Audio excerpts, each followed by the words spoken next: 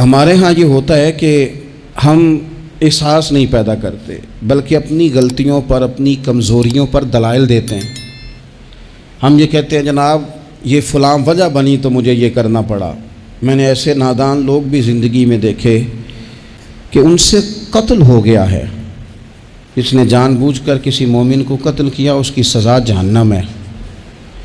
قتل ہو گیا تو ان سے سوال کیا گیا تو کہنے لگے اس نے مجھے گالی دی تھی، پھر میں کیا کرتا؟ اپنی اتنی بڑی کوتاہی پر بھی وہ بجائے شرمسار ہونے کر، بجائے 2 قدم پیچھے ہٹنے کے، اس پر بھی لوگ دلائل دیتے ہیں۔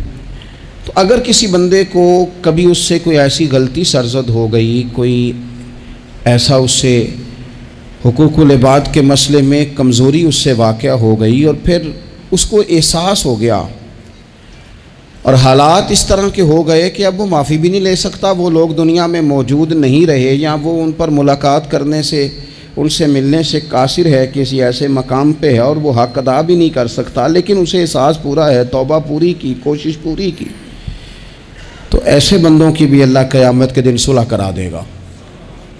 نبی کریم صلی اللہ تعالیٰ علیہ وآلہ وسلم نے ارشاد فرمایا کہ ایک بھائی صبح قیامت اپنے بھائی پر مقدمہ کرے گا، اے میرے مالک اس نے مجھے بڑا ستایا، اس نے مجھے بڑی تکلیف دی، فلاں فلاں جگہ اس نے میرے اوپر بڑی آزمائش مسلط کر دی، بڑی ساری تکلیفوں سے گزارا۔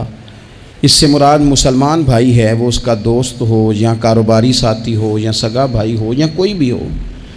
حضور فرماتے ہیں وہ مقدمہ کرے گا، یہ مسند امام احمد بن حنبل میں حدیث موجود ہے، عرض گزار ہوگا اے کائنات کے رب اس نے بڑی تکلیف دی، بڑا ستایا، مہربانی کی جائے مجھے اس سے بدلہ لے کے دیا جائے۔ اب بندہ جو سامنے جس پر مقدمہ دائر کیا جا رہا ہے وہ تو مرتے دم تک توبہ کرتا رہا، احساس ہو چکا تھا، ازالے کی کوشش کرتا رہا، لیکن اسے موقع میسر نہیں آیا، حالات ہی ایسے نہیں تھے۔ اب اللہ کے محبوب فرماتے ہیں رب اس مقدمہ کرنے والے سے کہے گا چل اپنے بھائی کو معاف کر دے، وہ پھر اپنا دکھڑا سنائے گا، اپنے اس درد کی شدت کو بیان کرے گا جو اس کی طرف سے آنے والی تکلیف پر وہ آزمائش سے گزرا، اس کا اظہار کرے گا کہ مالک میں تو بڑی تکلیف میں رہا ہوں، ایسے معاف کیسے کر دوں؟ تو اللہ کریم فرمائے گا اٹھ پھر وہ سامنے جنت میں نظر ڈال، وہ مکان دیکھ سامنے، وہ دیکھ کے کہے گا سبحان اللہ اتنا خوبصورت مکان، اتنا عالی شان محل، جلدی سے عرض کرے گا مالک یہ کس کو ملے گا؟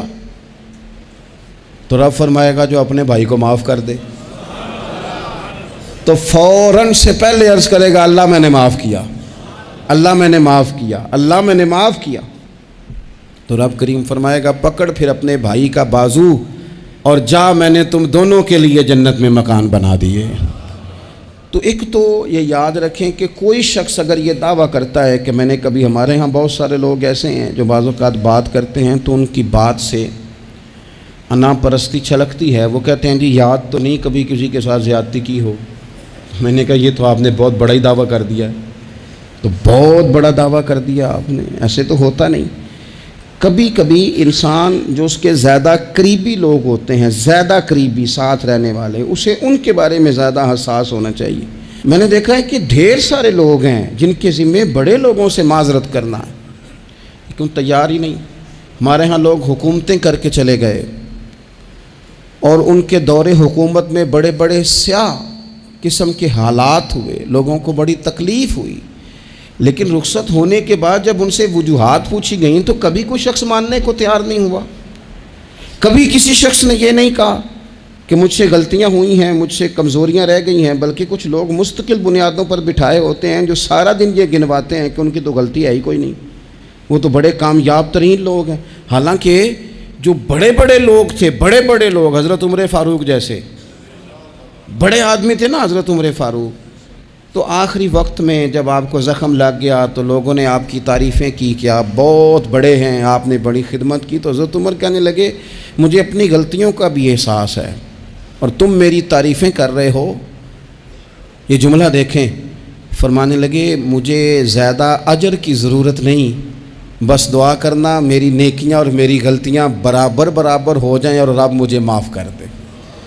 بس چونکہ مجھے اپنی کمزوریوں کا بھی احساس ہے۔ یہاں یہ معاملہ ہوتا ہے کہ لوگ جب غلطیاں کر رہے ہوتے ہیں، ظلم کر رہے ہوتے ہیں، زیادتی کر رہے ہوتے ہیں، تب وہ سمجھتے ہیں کہ ہمیں تو کوئی دیکھنے والا نہیں۔ میرا اللہ قرآن حکیم میں فرماتا ہے وَلَا تَحْسَبَنَّ اللَّهَ غَافِلًا عَمَّا يَعْمَلُ الظَّالِمُونَ، فرمایا ظالم جو کام کرتے ہیں ہرگز نہ سمجھنا کہ اللہ ان کے کاموں سے بے خبر ہے، وہ وقت کا انتظار کریں۔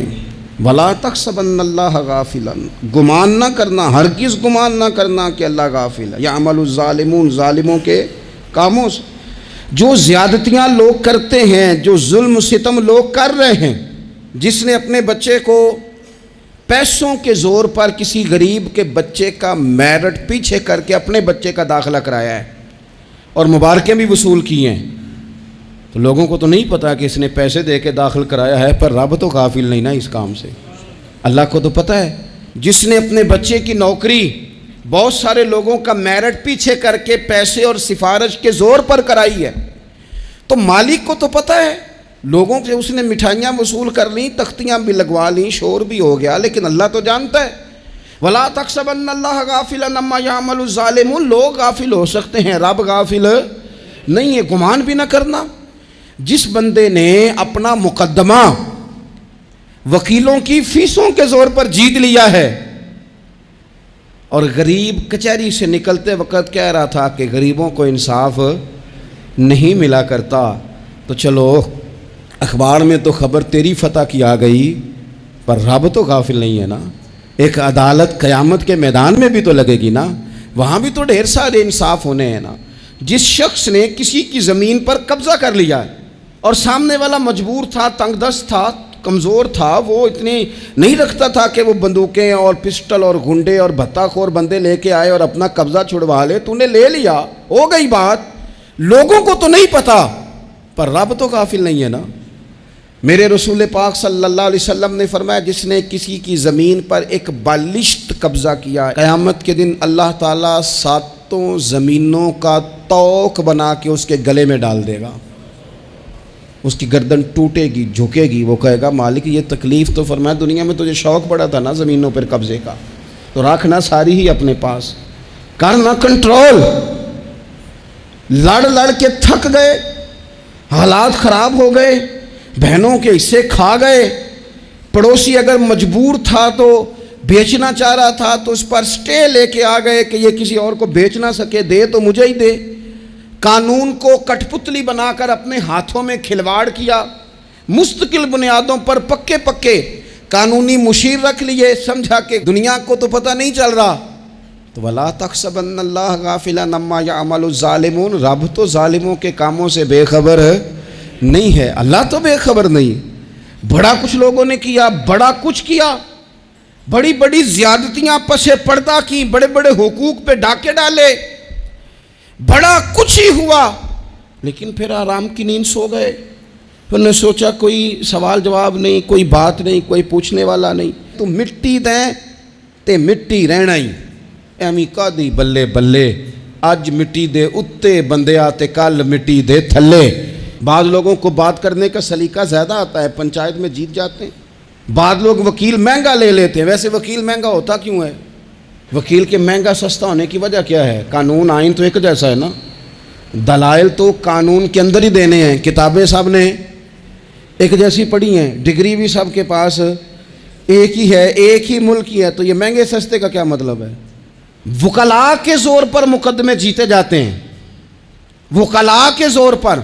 اور اگر خبریں ایسی بھی ہوں کہ بعض عدالتیں بھی پریشر قبول کرتی ہیں، بعض ادارے بھی پریشر قبول کرتے ہیں، پھر ملک نہیں بنا کرتے، پھر صرف کشتیاں لڑی جاتی ہیں۔ صبح سے شام تک کشتی لڑو اور شام کو کہنا کہ نہیں رزلٹ ٹھیک نہیں آیا، جو ریفری تھا، جو امپائر کھڑا کیا تھا، اس نے کہا نہیں یہ کھیل دوبارہ ہوگا، سویرے پھر شروع کر دو، ٹھیک ہے۔ باہر جو لوگ ہیں بیچارے وہ اپنی جگہ پہ ہیں تو ہیں، ختم ہو گئی بات۔ آپ دیکھ لیں ہمارے ملک میں جتنے بھی سنجیدہ فکر لوگ ہیں وہ زیادہ پریس کانفرنسز نہیں کرتے، وہ زیادہ شور شرابہ نہیں کرتے، کچھ پکے لوگ رکھے ہوئے ہیں جن کی ڈیوٹی چرب زبانی ہے، جن کی ذمہ داری ہر وقت آنکھ کو بھڑکا کے رکھنا، جن کے ذمہ یہ کام لگایا جاتا ہے سوائے اس کے انہیں کچھ بھی نہیں آتا۔ صرف اتنا ہی جانتے ہیں کہ ہم نے سامنے والے کی پگڑی کو کیسے اچھالنا ہے۔ تو کبھی بھی کسی موقع پر بھی کسی کی ایک پائی بھی ظلمن کبھی بھی اپنے قبضے میں نہ لیں۔ یاد رکھنا، رزق زیادہ ضروری نہیں ہوتا، رزق برکت والا ضروری ہوتا ہے۔ تھوڑا ہو لیکن اس میں برکت ہو۔ کثرت سے کام نہیں چلتا، برکت سے کام چلتا۔ بہت پیسے ہوں لیکن ان میں برکت ہی کوئی نہ ہو، آتے بھی جا رہے ہیں اور جاتے بھی جا رہے ہیں، کوئی سمجھ نہیں آ رہی۔ تو ظلم اور زیادتی اور جبر ہمارے ہاں یہ دور بدل گیا، میڈیا لوگوں کی جیب میں آ گیا، آسانی ہو گئی، سیٹلائٹ کا سسٹم آ گیا، دور دراز کونوں میں لوگ اپنی بات لوگوں تک پہنچانے کا ذریعہ حاصل کر سکے۔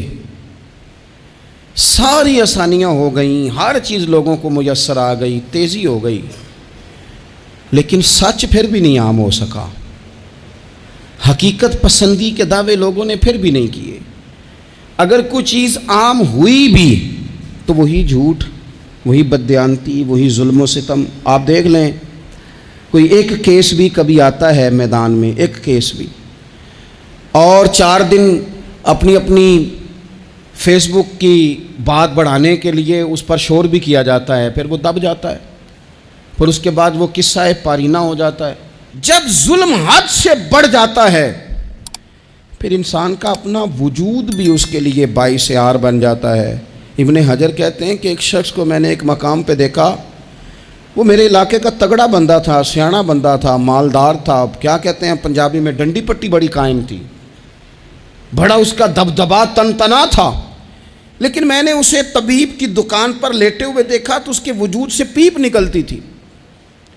میں نے اسے کہا، یار تیرے نام سے تو لوگ خوف زدہ رہتے تھے، تیرا نام لے کے تو لوگ بچوں کو ڈرایا کرتے تھے، تیرے سے انسلاک رکھنے والے تو بازاروں میں گردنیں اونچی کر کے چلتے، تجھے کیا ہوا؟ تو کہنے لگا، بس جب خدا کا حکم آیا، جب اللہ کی حکمت کا غلبہ ہوا، جب تک اس نے ڈھیل دی تو دی، لیکن جب وہ پکڑنے پہ آیا تو پھر حال یہ ہوا کہ ایک غریب مچھیرا مچھلیاں پکڑنے کے لیے دریا میں سارا دن بیٹھا رہا، اسے مچھلی نہ ملی، شام کو رو ہی پڑا کہ مالک میرے تو بچوں کے پاس کھانے کو بھی کوئی شے نہیں۔ تو ایک مچھلی شام کو بڑی محنت کے بعد ایک بڑی مچھلی اس کے ہاتھ لگی۔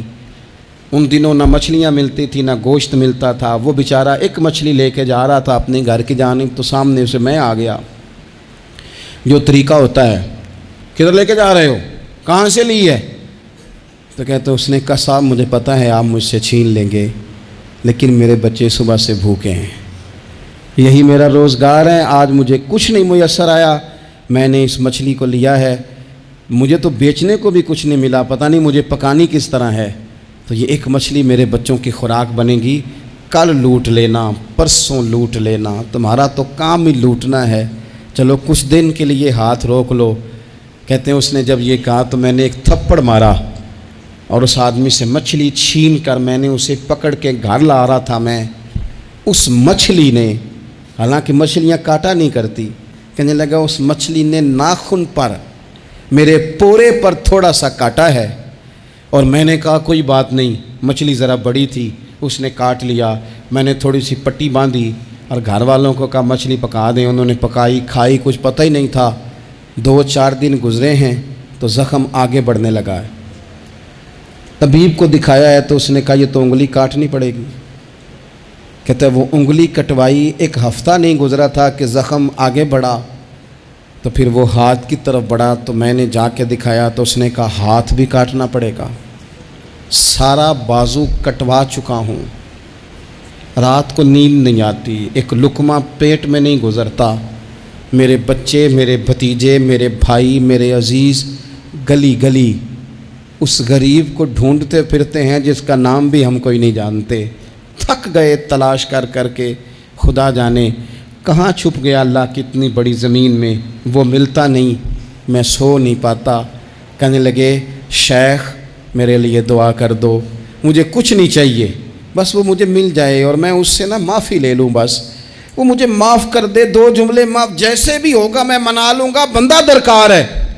ابن حجر نے لکھا ہے، کہتے ہیں وہ تڑپتا رہا، روتا رہا، آہوزاری کرتا رہا، میں نے بھی اس کے لیے دعا کی کہ اللہ کرے وہ شخص تجھے مل جائے. پھر کچھ دنوں کے بعد مجھے کسی نے بتایا کہ مر تو گیا ہے تڑپ کے, پر اس سے معافی کا موقع میسر نہیں آیا.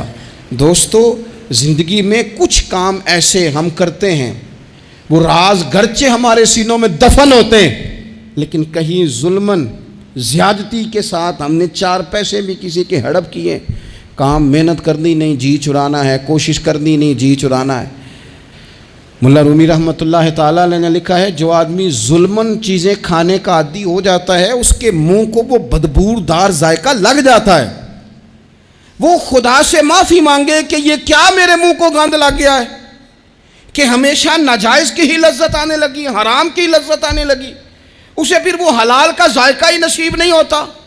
اپنی زندگی میں جائز پیسہ, رزق حلال, طیب, طاہر, صاف ستھرا, کبھی ظلم نہ کریں, کبھی زیادتی نہ کریں. کبھی حضرت سعد بن ابی وقاص رضی اللہ تعالیٰ عنہ نا کچھ بانٹ رہے تھے, تو ایک شخص نے آ کے کہا, یہ بخاری میں آپ کو ملے گا, اس نے آپ پر 3 الزام لگائے. کہنے لگا ایک تو آپ جہاد پہ نہیں جاتے حالانکہ بڑے مجاہد تھے, دوسرا آپ بانٹنے میں احتیاط نہیں کرتے, تیسرا جناب آپ غریبوں کو ترجیح نہیں دیتے. 3 الزام اس طرح کے اس نے آپ پہ لگائے, ناانصافی کا, معاذ اللہ, جنگ پہ نہ جانے کا. اب حضرت سعد بن ابی وقاص کو بڑی تکلیف ہوئی. بد دعاؤں سے بچنا چاہیے. حضور نے نام لے کے کہا مظلوم کی بد دعا سے بچنا. دکاندار کپڑے دیکھ کے اہمیت دیتا ہے, کپڑے دیکھ کے. اگر دکان پہ چڑھنے والا مہنگے کپڑے پہن کے چڑھا ہے تو اٹھ کے کھڑے ہو کے مال دکھاتا ہے. اگر کپڑے پھٹے پرانے ہیں اور خاتون نے جو گود میں بچہ اٹھایا وہ بھی غریب ہے تو کہتا چل چل, انہیں خریدنا کچھ ہے نہیں. یہاں سے ظلم شروع ہوتا ہے, یہاں سے. بندہ دیکھ کر لوگ اس کے ساتھ رویہ اختیار کرتے ہیں. بندہ دیکھ کر, میری غربت نے کیا مجھ کو زمانے میں بدنام, تیری دولت نے تیرے عیب چھپا رکھے. حضور فرمانے لگے مظلوم کی بد دعا سے بچنا. جب وہ اپنے ہاتھ اٹھاتا ہے نا رب کی بارگاہ میں, تو پھر آسمان کو بھی حکم ہوتا ہے تو درمیان میں ہٹ جا, کوئی شے نہ آئے اسے سیدھا اللہ کی بارگاہ میں پہنچنے. ہٹ جاتی ہے ہر چیز. مظلوم کی بد دعا سے بچو. حضرت سعد عزت دار آدمی تھے, لوگ عزت داروں پر بھی ظلم کرنے سے باز نہیں آتے. حضور کے غلام تھے, نبی پاک کے سچے سچے صحابی تھے. اس نے جھٹ سے منہ کھولا, الزام لگا دیا, سوچا سمجھا ہی نہیں کہ میں اس شخص کے بارے میں بات کر رہا ہوں جس کی صبح اور شام میں حضور کے ساتھ وفا کرتے گزر گئیں. بخاری میں موجود ہے. ظلمن بات کی, ظلمن. کہنے لگا نہ جہاد پہ جاتے ہو, نہ مال غنیمت انصاف سے بانٹتے ہو, نہ عدل کرتے ہو, الزامات لگاتا. حضرت سعد چپ کر گئے. کئی دفعہ نفیس آدمی وہ اس کو تکلیف ہوتی ہے وضاحت دیتے بھی کہ میں وضاحت دوں. اب یقین کریں وضاحت دیتے بھی تکلیف ہوتی ہے. حضرت سعد بن ابی وقاص خاموش ہو گئے, چپ کر گئے. لیکن اس وقت سے ڈرنا چاہیے جب کوئی اپنا مقدمہ رب کی بارگاہ میں پیش کرے, رات کو اللہ کے حضور شکایت کرے. حضرت سعد بن ابی وقاص نے 3 دعائیں کی اس کے لیے, دعائے ضرر, بد دعائیں دی 3. کون سی؟ کہا اے اللہ اس کی عمر لمبی کر دے, اے اللہ اس کا فقر بڑھا دے. تیسرا کہا اے اللہ اسے فتنوں میں مبتلا کر, اس نے مجھے اذیت دی, تکلیف دی, میں نے تو ساری زندگی وفاداری میں گزاری اور یہ مجھے کیا کہہ گیا جاتے ہوئے. ایک تابعی بزرگ ہیں, وہ فرماتے ہیں, اور بخاری میں موجود ہے, تابعی بزرگ فرماتے ہیں میں نے اس بوڑھے کو دیکھا, اتنی عمر لمبی ہو گئی تھی کہ بھویں جھک گئی تھیں, اور حال یہ تھا کہ مانگتا پھرتا تھا. ایک دفعہ روٹی کھاتا تو بھوک ختم نہ ہوتی, پھر مانگنا شروع کر دیتا. فقر لمبا ہو گیا. اور فرماتے ہیں فتنے کا یہ حال تھا کہ نہ اب خواہش تھی, نہ اس کے وجود میں اتنی طاقت تھی, لیکن راہ سے گزرتے معاذ اللہ ثم معاذ اللہ کسی خاتون کو چھیڑ دیتا, اسے جوتے پڑتے, اسے تکلیف ہوتی. تو جب لوگ اسے پوچھتے یہ تو کیا کرتا ہے, تو کہتا یہ حضرت سعد بن ابی وقاص کی دعا ہے جو میرا پیچھا کرتی. یہ میں نے ان پر ظلم کیا, زیادتی کی, الزامات لگائے, دل توڑا, یہ دعا ہے جو مجھے جینے نہیں دیتی. خدا را اپنے لہجوں پر, اپنے انداز پر تھوڑی توجہ دیں. ہم مطلب وہ جب ہمیں پتہ ہوتا ہے نا کہ یہ سامنے والا کمزور ہے، 2 باتیں سن لی ہیں تو پھر ہم 100 سناتے ہیں، پھر ہم کئی 100 سناتے ہیں، پھر تو ماں بدولت باز آنے کو تیار نہیں ہوتے۔ کبھی بھی کسی پر ظلم نہ کریں، زیادتی کا مزاج نہ بنائیں، تکلیف نہ دیں، ہمارا وجود، ہمارا لہجہ، ہمارا اٹھنا بیٹھنا کبھی کسی کے لیے بوجھ کا باعث نہ بنے۔ ٹھیک ہے، بعض لوگوں کے شر سے ڈرتے ہیں، بعض لوگوں کی ضد سے ڈرتے ہیں، بعض لوگ رٹا بڑا ڈالتے ہیں تو رٹے سے ڈرتے ہیں، خاموشی سے نکل جاتے ہیں۔ تو اس کا مطلب یہ نہیں ہوتا، وہ حضور نے فرمایا مومن نرم دل ہوتا ہے، سامنے والا سمجھ لیتا ہے شاید بزدل ہے، اس کو پتہ ہی کوئی نہیں، وہ تو نرم دل ہے۔ یاد رکھنا کچھ بدلے صبح قیامت اللہ کے حضور بھی پیش ہوں گے۔